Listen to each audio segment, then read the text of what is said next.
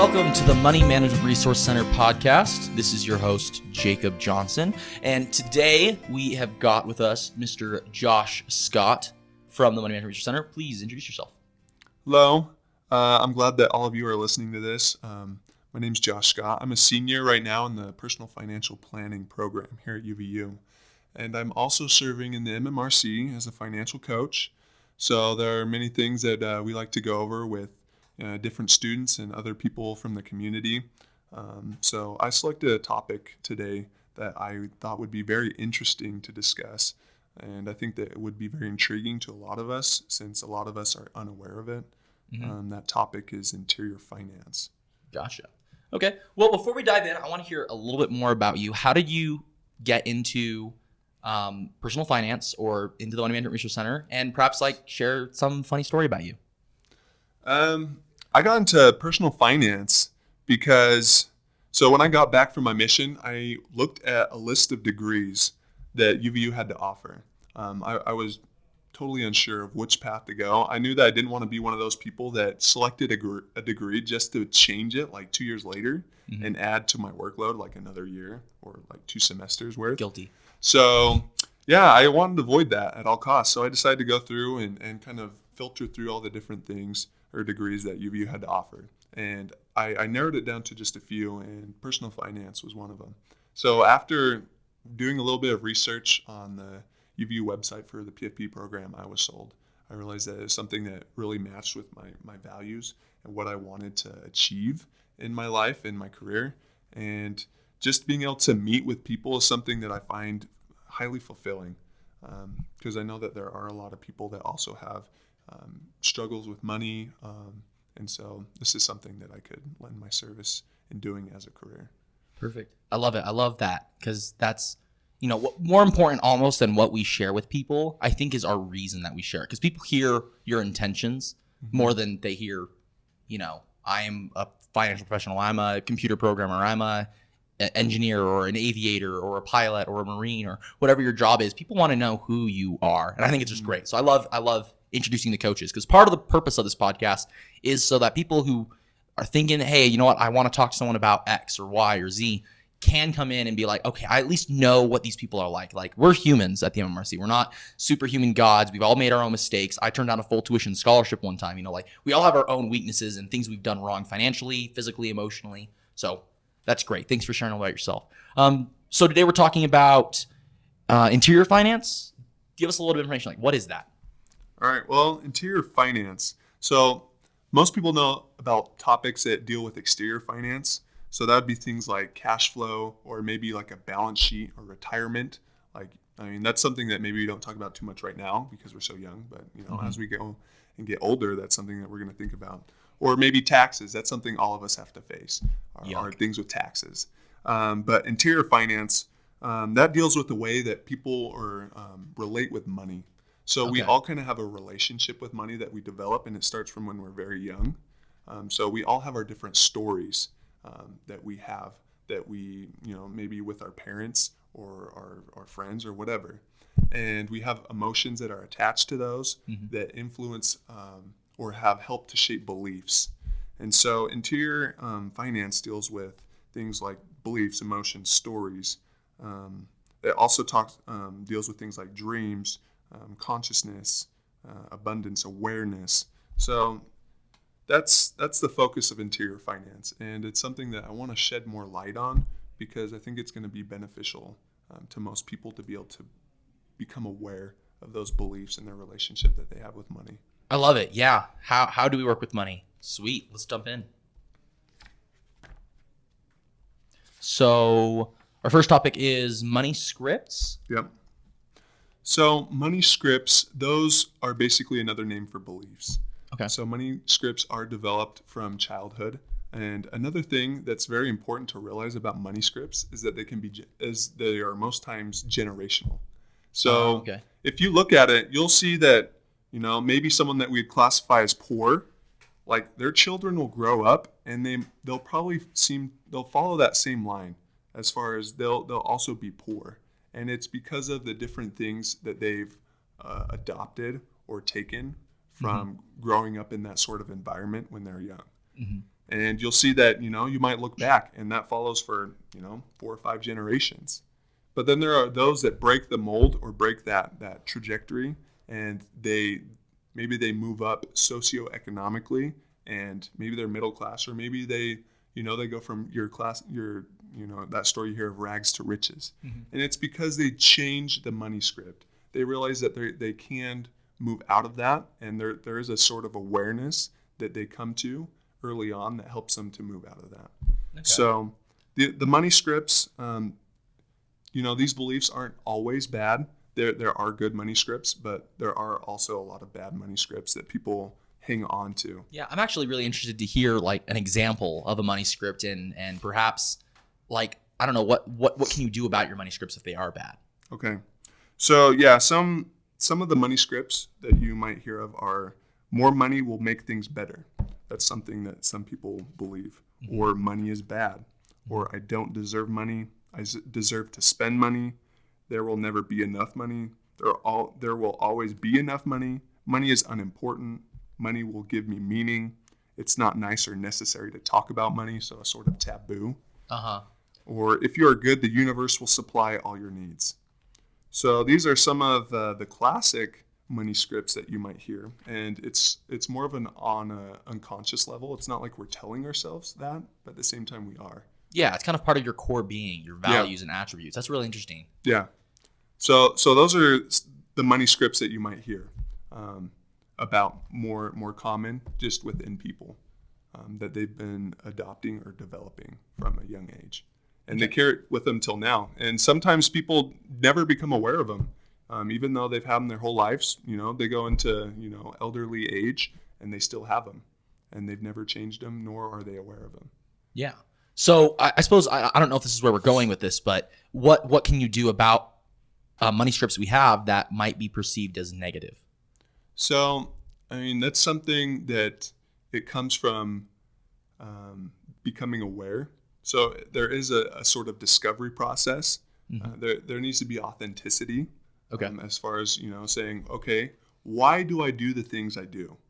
As far as with a finance or a money sort Mm-hmm. of aspect on your life. Like there's a reason that we treat or have a relationship with money that we do. Yeah. So it's kind of a way of noticing what your behavior is and then working backwards and realizing, oh, I have this belief about money. And then maybe where did this come from? There's usually, maybe it's multiple observances, when you're young of your parents continually, doing the same things over and over. Or it could be a certain event that happened in your life. I see. That you can pin it to. So when you're working backwards through why you act the way you do, when you figure that out, when you think about it, you take time, or maybe you counsel with someone about it, Mm-hmm. You can then figure out an action plan to exactly. to change it. If you're like, I don't like this, I want to change it, or I understand this, I like this, this is the way I am, I want to be this way. Yep. So it's another way you can get control of your life. Yep. So you got to be able to identify what it is you need to change, but then you need to act. Exactly. You need to modify that belief. Yeah. You need to choose to believe something different. I like that. Because when you have a belief, there's usually a behavior that follows that belief. Mm-hmm. And then what follows behaviors are habits. And so all these different habits are traced to behaviors, which are traced to beliefs. So if we can change the core, which is the belief, then we can change everything else.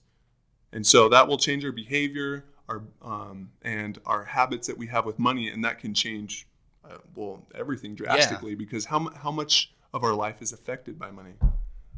Yeah. Directly or indirectly. Most things, where Yeah. you live, Yeah. where you eat, the clothes you wear, the people you hang with sometimes, the car you drive, like the university you attend, many of these things are influenced by money. Yep, exactly. So that's why, as you come to understand these things and to work on it, it could change the whole course of your life.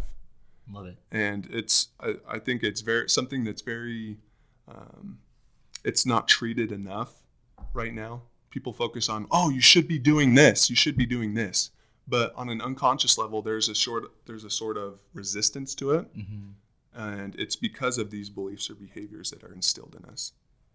Wow. So that's that. And going on from money scripts, you also have what are money disorders. Now, these are things that are on a more, they're sort of sounds behavioral. negative. Yeah. They are, negative, because money disorders are the behavioral manifestations of damaging and disabling money scripts. Okay. So there are these beliefs that are severely destructive, because there's, you could almost look at it on a spectrum as far as money scripts and where they rank. Severely destructive could be one end of the spectrum, and severely enabling or could be the other end of the spectrum. Okay. So, those sort of beliefs that are on one end would lead to what are these money disorders that can really put people in a very bad situation and kind of keep them there. So. Okay. Wow. Money disorders. Yeah. So the different symptoms of money disorders can be things like anxiety or worry or depression that surround your financial situation.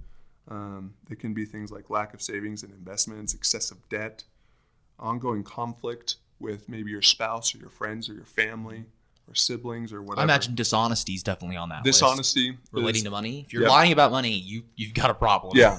Yeah. So dishonesty, sometimes it's called financial infidelity. Ooh, that makes it sound like, wow. It makes it sound like it's pretty bad. It is that bad in some cases. Yeah. Many marriages fall apart. One of the number one reasons for divorce is, people claim, at least, I don't know if it's necessarily true, but it's what people claim, is for financial problems. Where they can't communicate about money, or one of the partners spends too much or keeps secrets. So yeah, this is a horrible epidemic. Yeah. So there are a lot of things. And the thing is sometimes people, they don't want to treat these money disorders or even accept, like there's a sort of avoidance or denial or shame that comes with realizing or coming to realize that they have a disorder. And so they're not going to tell very many people about it, or they don't want to go and get help about it. Because when it gets to that point, sometimes you do need to go see a professional. Yeah. Or else it's just debilitating and you'll just break down. And yeah, lots of other things in your life will fall apart as well. Like you said, with dishonesty, like not just being dishonest with your money, like are you going to be in a bad financial situation, but that can lead to other things with family and your spouse, maybe things at work. Yeah. Maybe your physical, things with your physical, emotional, whatever. So. Yeah, I remember that when I was a kid. Like, obviously, it's not financially related, but I had stomach ulcers when I was a kid. Oh, wow. And it was related to stress. Okay. It was because of the stress that I was putting into certain school projects. Yeah.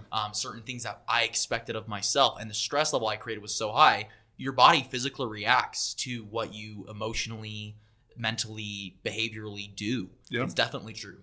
When you exercise, your body gets healthy, but when you worry and stress and those things in an unhealthy manner that doesn't lead to positive action, the negative just builds up in you.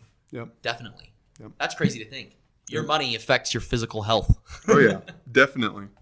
I mean, if you think about all the stress and anxiety that comes with that, along with other things, like, it can really bring you down. Yeah, well, and it's the number one reason that students drop out of school, is usually due to money factors. It's the I don't have enough finances to continue paying for school. And that's kind of the purpose of the MRC, is we want to be, at the Money Management Resource Center, a source of some financial peace where you can come and feel, just, okay, someone understands where I'm at, and, have someone tell you, you know what, this is pretty bad, but you can get through it. Or, you know what, this isn't as bad as you think, and we're going to help you fix it. And that's what we want to be. Because obviously you have to do actions for yourself, but it's so much easier when you've got a cheerleader. And that helps you fix money scripts and fix money disorders and all that. Yeah.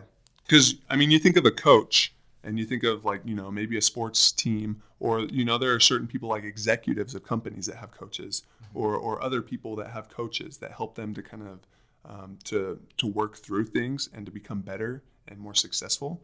And that's why, maybe it's not just one time that you need to come in. Lots of people come in one time and they're like, okay, well, maybe they did get some added benefit from doing that, but we want to see people come in multiple times, because sometimes that's what it takes to make a really positive and permanent change in their life, or to help them become more educated on what needs to be done, so that they can implement these financial principles that will lead to prosperity and success in their lives. Yeah. Yeah, it's like a gym. If you go to the gym once, don't expect to be physically fit. Don't expect to be any stronger than you were the last time. Don't expect to have more energy and excitement and you achieved your goal and all that thing. It takes some time sometimes to implement an actual change in your life. I love that. Yep. Thanks, Josh. Yeah, of course. So I think one of the things that that I would like to have people do that are listening to this podcast is to come into the Money Management Resource Center and be able to, go through this process with us of playing this game called Money Habitudes. So one of the things it says about Money Habitudes, it says your habits and attitudes related to money actually cause the arguments, create problems, and get in the way of reaching your life and financial goals. So if you come in, we can you can set up an appointment and we can play this game called Money Habitudes, which goes over what are the habits and attitudes that an individual has towards money, and it goes over different habitudes such as security, spontaneousness, status, giving, carefree, and planning, and we can talk about what are the advantages and challenges that go along with each of these habitudes, and as far as like what do other people see in them because they have these habitudes, and what can you do about it? Yeah. So I love it because I love things like the color code and other personality tests because they help me understand myself and why I behave the way I do. But what's interesting about this is I've noticed is like a lot of people, I'm a yellow in the color code, the energetic fun lovers. Yep. But with the Money Habitudes, I'm not a spontaneous, carefree, woo with my money. I'm a very security type person, and realizing, am I going to let that attribute I have with money, security, keep people from viewing me in that, fun-loving atmosphere I am? Because sometimes I shut down with related to money. So if I'm in control of my money properly and understand my habits, I can adjust my behaviors so I can be in control of my money, but also not let it keep me from being me. Yep. Yeah. So I love it. Yep. Exactly. So, yeah, I do want people to come out to the Money Management Resource Center. We have a lot of things that we can do that are helpful for you and that will be interesting. And I would like for all of us to be able to kind of discover what needs to be done so that they can have success in their life. I love it. Yeah. Okay. So call out. We're at WB 147 by the cafeteria, by that Wolverine statue that kind of sticks out of the wall, all funky weird, in the Woodbury Business Building. So yeah, feel free. Come on down whenever you can. You can set an appointment at uvu.edu/MMRC or Money Management, either one. You'll see our logo, our links right there. You can click on the join or set up an appointment, and you can see any of these wonderful coaches. We've got 16 right now, and we're all trained. We all have tests we have to take that show that we have competencies with budgeting, with student loans, with finances in general, and all sorts of different areas. So just call it there. That's where we're at and how you can get a hold of us. Awesome. Perfect. Well, thank you so much for being on the program today, Josh. It's been awesome to talk to you about money habits, about money scripts, about money disorders. I think it's been really fascinating and a little bit different than what we normally talk about on the program. Yep. So I love it. No, I appreciate this time to be able to come on and talk with everyone listening. Perfect. Well, thank you all for joining us for this episode of the Money Management Resource Center podcast. Look forward to having you listen to future episodes, so stay tuned. Thank you so much.